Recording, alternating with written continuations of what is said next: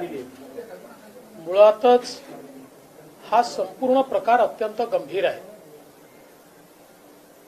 आपल्याला कल्पना असेल की एनआयएने आणि ईडीने काही ऑपरेशन्स मध्यंतरीच्या काळात केले आणि या एनआयएच्या ऑपरेशन्स मध्ये त्यांना एक मोठी लिंक मिळाली की कशा प्रकारे दाऊद भारतामध्ये रिअल इस्टेटच्या माध्यमातून टेरर फंडिंग करतोय आणि कशा प्रकारे हे रिअल इस्टेटचे व्यवहार हे मनी लॉन्ड्रिंगच्या माध्यमातून होत आहे। आणि या संदर्भात जवळजवळ 9 ठिकाणी ईडीने सर्च केला। हे आज सगळं ईडीच्या वकिलांनी कोर्टात सांगितलेलं आहे की 9 ठिकाणी ईडीने सर्च केला आणि त्यातून अनेक लिंक्स या ठिकाणी बाहेर आलेले आहेत। त्यातलंच एक प्रकरण हे मंत्री नवाब मलिक यांच्याशी संबंधित आहे। विशेषतः मंत्री नवाब मलिक यांनी जी काही जमीन घेतली आहे ती बॉम्बस्फोटातील आरोपी सरदार शाहवली खान आणि सरदार पटेल जो हसीना पारकरचा राईट हँड आहे, ड्रायव्हर आहे आणि जो दाऊदच्या या प्रॉपर्टी बिझनेसमध्ये हसीना पारकर फ्रंटमॅन म्हणून वापरत होती, त्यांच्याकडनं ही जमीन त्यांनी घेतली। मुळातच ईडीने जे सांगितलं त्यात आपल्यापैकी लक्षात आलं असेल की जमिनीचे जे मालक आहेत त्या मालकांनी हे सांगितलं की आम्हाला एकही पैसा मिळालेला नाही। आमच्यावर दबाव टाकण्यात आला, आम्हाला सांगण्यात आलं की या ठिकाणी केवळ अतिक्रमण काढण्याकरता तुम्ही पॉवर ऑफ अटर्नी द्या आणि म्हणून आम्ही एक पॉवर ऑफ अटर्नी त्या ठिकाणी दिली आणि ती संपूर्ण बदलवून हा सगळा व्यवहार करण्यात आला। याच्यामध्ये हे पण लक्षात आलेलं आहे की जे काही 25 लाख रुपये दिल्याचं दाखवलं जात आहे तेही त्यांना मिळालेले नाही, एकही पैसा त्यांना मिळाला नाही। आणि या व्यतिरिक्त ज्या ठिकाणी या संदर्भातले सौदे झाले आणि जिथे हसीना पारकर येत होती आणि हा सौदा करत होती तिथल्या लोकांनी त्या संदर्भातलं बयान दिलेलं आहे। हा जो व्यवहार झाला आणि 55 लाख रुपये हसीना पारकरला देण्यात आले त्याची देखील पुरावे हे ईडीला मिळालेत असे ईडीने सांगितलेलं आहे। आणि एकूण या सगळ्या व्यवहारामध्ये कशा प्रकारे ही सगळी जमीन अंडरवर्ल्डच्या मदतीनं नवाब मलिकांना मिळाली आणि त्याच वेळी हे सगळे पैसे अंडरवर्ल्डला कसे गेले यातला मनी लॉन्ड्रिंगचा अँगल जो आहे हा सगळा कॅशमध्ये व्यवहार करून ही हजारो कोटी रुपयाची जमीन ही त्या ठिकाणी घेण्यात आली आणि ते पैसे हसीना पारकरला म्हणजेच दाऊदला थेट त्या ठिकाणी मिळाले। आता यातनं प्रश्न एवढाच उपस्थित होतो की एखाद्या मंत्र्याने किंवा मंत्रिपदावर राहिलेल्या व्यक्तीने या ठिकाणी मुंबई बॉम्बस्फोटाच्या आरोपीकडनं जमीन विकत घेण्याचं कारण काय आहे, ती त्याची जमीन नसताना विकत घेण्याचं कारण काय आहे, त्याच्यामध्ये हसीना पारकरशी व्यवहार करण्याचं कारण काय आहे। एकीकडे या व्यवहारानंतर म्हणजे हा जो व्यवहार झालेला यानंतर मुंबईमध्ये 3 वेळा हल्ले झाले आहेत आणि बॉम्बस्फोट झाले आहेत। जे लोक मुंबईत बॉम्बस्फोट करतात अशा लोकांना आपल्या व्यवहारातनं जर आपण पैसे देणार असू तर मला असं वाटतं की हे अतिशय निंदनीय अशा प्रकारचं आहे। आणि म्हणूनच ईडीने ही सगळी कारवाई केली आहे। आज ही सगळी सत्य ईडीने मांडली आहेत। ईडीने हे देखील सांगितलं की त्यांनी ते जे काही बॉम्बस्फोटाचे आरोपी जेलमध्ये आहेत त्यांचंही बयान घेतलेलं आहे, ज्यांच्या समोर व्यवहार झाला त्यांचंही बयान घेतलेलं आहे आणि जे मूळ मालक आहेत त्यांनी तर स्पष्टपणे सांगितलेलं आहे की आम्हाला एक पैसाही मिळाला नाही, उलट आमच्याकडनं ही कशी जमीन त्यांनी घेऊन टाकली। आणि म्हणून मला असं वाटतं की ही जी सगळी कारवाई ईडीने केली आहे ही नियमानुसार ईडीने केलेली कारवाई आहे. यातला टेरर फंडिंगचा अँगल अतिशय स्पष्ट दिसतो आहे. आणि अशा प्रकारे मुंबई बॉम्बस्फोटाच्या अपराध्यांशी आणि दाऊद जो या देशाचा सगळ्यात मोठा शत्रू आहे तो किंवा त्याच्या बहिणीशी व्यवहार करणं याचं समर्थन कसं केलं जाऊ शकतं हा माझा या ठिकाणी अतिशय स्पष्ट सवाल आहे. आणि ईडीने या संदर्भातले पुरावे हे कोर्टाला दिल्यामुळेच कोर्टाने या संदर्भातली जी काही त्यांची कस्टडी आहे ती ईडीला दिलेली आहे. मला असं वाटतं की या संपूर्ण प्रकरणामध्ये अतिशय ही गंभीर आहे.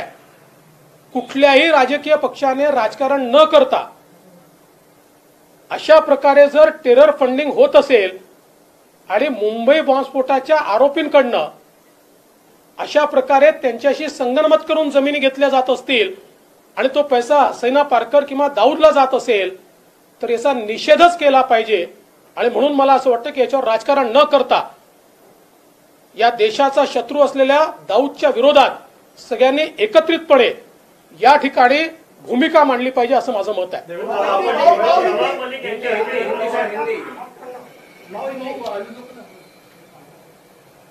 महाराष्ट्र के मंत्री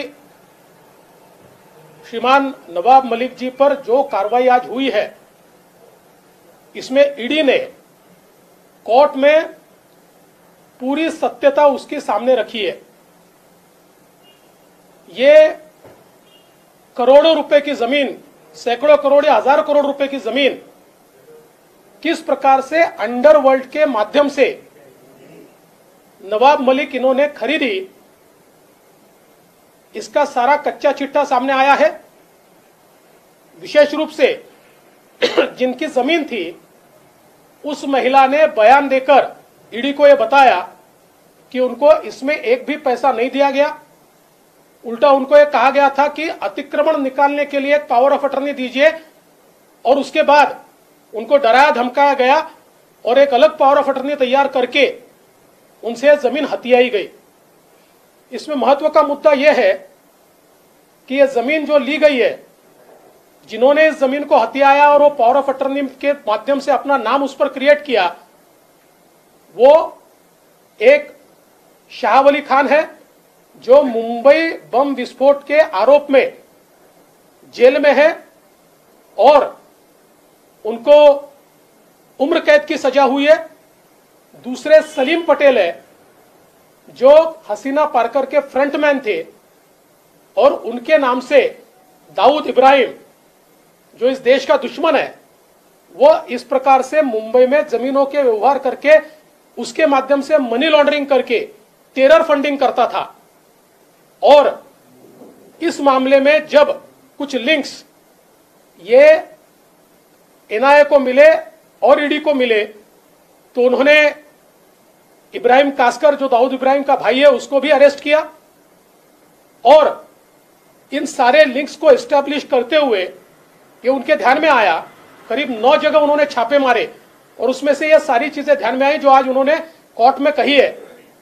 इस मामले में ये हजारों करोड़ रुपए की जमीन मात्र 30 लाख रुपए में खरीदी गई, लेकिन वो भी पैसा जमीन के मालिकों को नहीं गया. और ईडी ने यह भी बताया कि इसमें 55 लाख रुपए ये सीधे हसीना पारकर को मिले जो दाऊद की बहन थी और उसका सारा रियल एस्टेट का बिजनेस यहां पर संभाल रही थी. और जहां दिए गए और जिसने दिए इन सब ने उसके बारे में पुख्ता बयान दिया जो आज कोर्ट के सामने भी आया है. तो सवाल यह उठता है कि इस प्रकार से हमारे देश के दुश्मन के साथ व्यवहार करने का कारण क्या है. राज्य के एक मंत्री और उन्होंने ये व्यवहार करने के बाद और ये 55 लाख रुपए देने के बाद आप देखिए उसके बाद में 3 हमले मुंबई पर हुए, बम विस्फोट मुंबई में हुए हैं. तो ये हसीना पारकर को जो पैसा गया किसको गया? ये दाऊद को पैसा गया. और ये किस लिए गया? उनकी उन्हीं एक्टिविटीज के लिए गया जिन एक्टिविटीज के तहत इस देश के अंदर उन्होंने बम विस्फोट किए. और ये सारी चीजें कोर्ट के सामने ईडी ने रखी है। इतना ही नहीं तो ईडी ने जेल के अंदर जाकर मुंबई बम विस्फोट के आरोपी का बयान भी लिया है, जिसमें उन्होंने ये सारी बातों को माना है और इंडिपेंडेंट गवाहों ने भी इसकी पुष्टि की है। और इसीलिए शायद ये सारे तथ्य सामने आने के बाद आज ईडी के कोर्ट ने मंत्री श्री नवाब मलिक इनको 3 तारीख तक कस्टडी दी है। ये बहुत संगीन मामला है। देश के दुश्मनों के साथ व्यवहार करने का कारण क्या है? ये कोई राजनीतिक मामला नहीं है। राजनीति में हम एक दूसरे के ऊपर छीछालेदार करते रहेंगे, लेकिन अगर कोई देश के दुश्मन के साथ सौदा करता है और सारा रिकॉर्ड पर है, और ऐसा रिकॉर्ड पर सौदा होता है और साथ में सीधे पैसे अगर हसीना पारकर को वहां मिलते हैं, दाऊद को मिलते हैं, तो मुझे ऐसा लगता है कि ईडी को यह कार्रवाई करनी पड़ेगी और सभी राजनीतिक दलों ने इस कार्रवाई का समर्थन करना चाहिए। क्योंकि इस प्रकार से अगर अंडरवर्ल्ड के साथ सीधे व्यवहार होते रहेंगे, और जो लगातार ये बात कही गई कि पिछले समय दाऊद ने देश के अंदर जितने बम विस्फोट किए, भले ही आईएसआई की मदद से किए होंगे, लेकिन उसका टेरर फंडिंग उसने इंडिया में ही जमा किया और इस प्रकार के डील से ही जमा किया। इस प्रकार से अंडरवर्ल्ड के ऊपर और बड़े पैमाने पर उस जमाने में जो व्यवहार जमीनों के किए गए अंडर वैल्यूएशन करके, और उसमें जो ब्लैक मनी दिया गया, वो ब्लैक मनी ये टेरर फंडिंग में इस्तेमाल किया गया। और इसलिए मुझे लगता है कि आज की जो कार्रवाई है उसको कोई तरीके से राजनीतिक कार्रवाई नहीं कहा जा सकता। देश के दुश्मनों को अगर कोई मदद करता है तो कार्रवाई करनी ही पड़ेगी, और वो कार्रवाई की गई है। तुम्ही आता खुलासा केला होता पत्रकार परिषद घेऊन, सगळ्यात आधी तुम्ही खुलासा केला होता, तुम्ही काही पुरावे ईडीकडे दिले होते का तेव्हा? माझ्याकडे जे कागदपत्र होते ते सगळे मी ईडीलाही पाठवले होते, एनआयएला पाठवले होते, सीबीआयलाही पाठवले होते। मी त्यावेळेसच घोषित केलं होतं की याची कॉम्पिटंट अथॉरिटी कोण आहे मला माहिती नाही, आणि मी जे काही कॉम्पिटंट अथॉरिटीज आहेत त्यांच्याकडे जे माझ्याकडे होतं ते पाठवून दिलं होतं। अटकेनंतर महाविकास आघाडी नेत्यांच्या ज्या प्रतिक्रिया आहेत, ज्या वक्तव्य आहेत, त्याचा सूर असा आहे की हे अटक म्हणजे एक षड्यंत्र आहे आणि याचा रोख जो आहे तो भाजपवर आहे।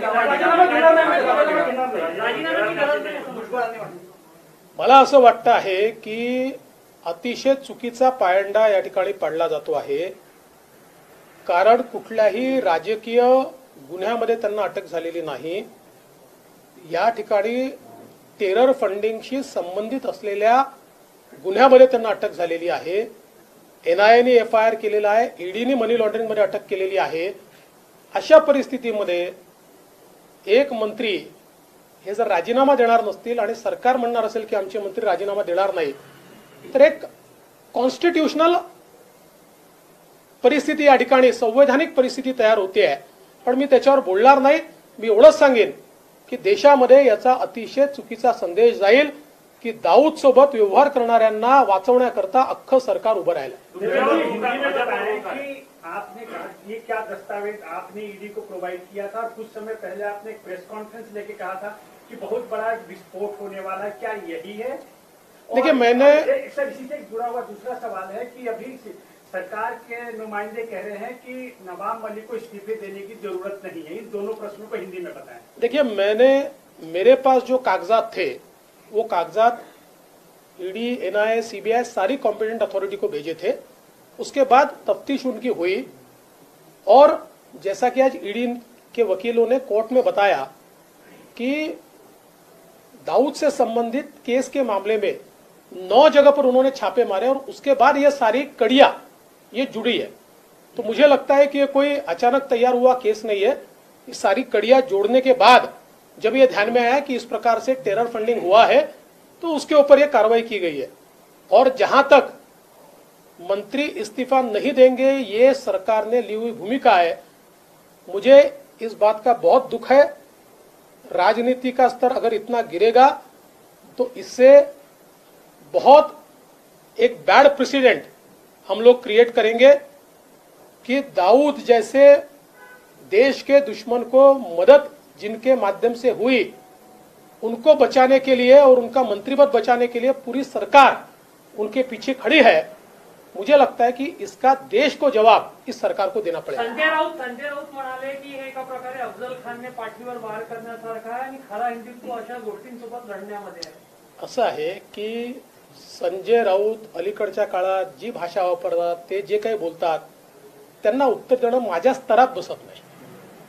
ज्या स्तराचं त्यांचं बोलणं आहे ना, त्या स्तराचे लोक त्यांना उत्तर देतील. नवाब मलिक के बारे में यूपी तक बात पहुंच गई. अखिलेश यादव ने कहा कि भारतीय जनता पार्टी जब बौखलाती है तो झूठे गवाहों को खड़ा करके झूठे आरोपों को लेकर जांच एजेंसियों को सामने लाती है. और पवार जी ने भी ममता से बात की. पूरी चीजों को आप किस तरीके से देख रहे हैं? देखिए, पहली बात तो मैं आपको बता देना चाहता हूं कि ये बौखलाहट बोल रही है, क्योंकि ऐसे मामले में उनके लोग आज पकड़े गए हैं कि जिसमें देश के साथ धोखा हुआ है, और इसलिए उनकी बौखलाहट बोल रही है.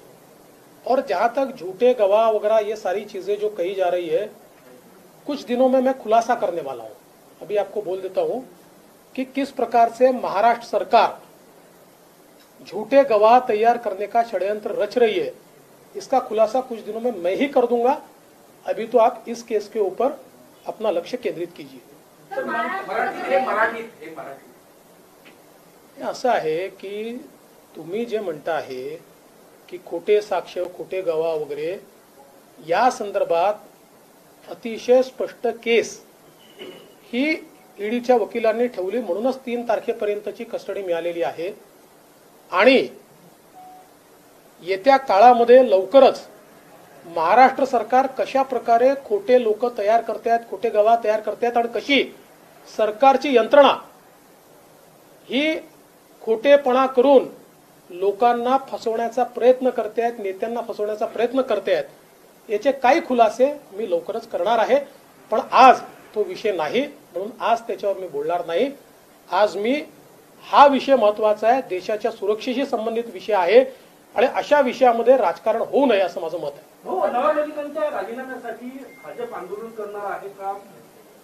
असं आहे की भारतीय जनता पक्षाचं तर मत हे आहे की आम्हाला राजीनामा मागायची वेळच यायला नको. इतका गंभीर आरोप लागल्यानंतर मंत्र्यांनी राजीनामा दिलाच पाहिजे. पण हे नक्कीच आहे की या सरकारचा चेहरा भारतीय जनता पार्टी पूर्णपणे बेनकाब करेल. त्या संदर्भातला भारतीय जनता पक्षाचा जो काही निर्णय असेल तो आमचे अध्यक्ष चंद्रकांत दादा पाटील घोषित करतील.